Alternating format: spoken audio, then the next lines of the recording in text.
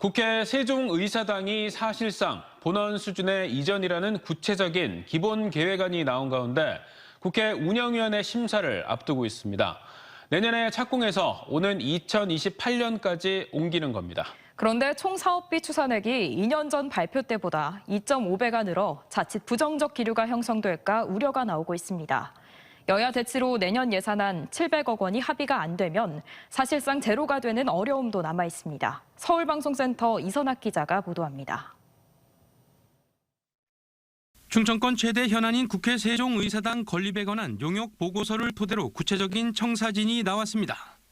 국회 사무처는 세종의사당 기본계획을 발표하고 전체 18개 위원회 가운데 세종정부부처를 관할하는 11개 상임위와 예결위 등 12개 위원회를 이전하기로 했습니다.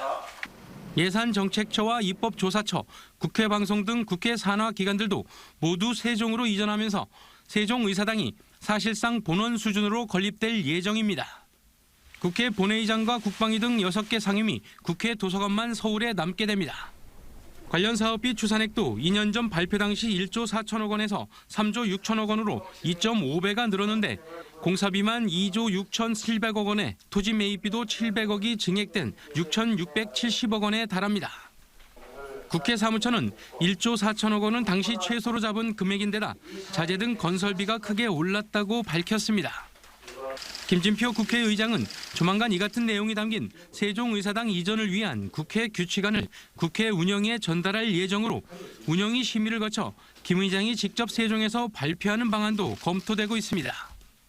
국회 운영위에서 이미 합의된 내용이기 때문에 문제없이 합의로 통과될 거라고 생각하고 우리 지역 발전을 위해서 반드시 이 예산을 살펴내도록 하겠습니다.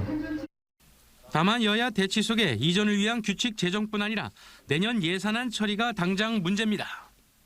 내년 예산으로 토지 보상비 계약금조인 700억이 잡혔는데 다음 달 1일까지 예산안 합의가 안 되면 첫 예산부터 누락되고 국회 파행이 이어지면 관련 규칙 제정도 어렵습니다. 특히 세종의사당 이전에 대해 반대 목소리가 있는 상황에서 사업비가 당초보다 2배 이상 늘어 부정적인 기류 형성을 경계하는 목소리도 나옵니다. 또 2028년 11월에 준공 예정인데 국제 설계를 하면 2년 뒤 2030년으로 밀리게 돼 굳이 국제 공모를 할 필요성도 의문입니다.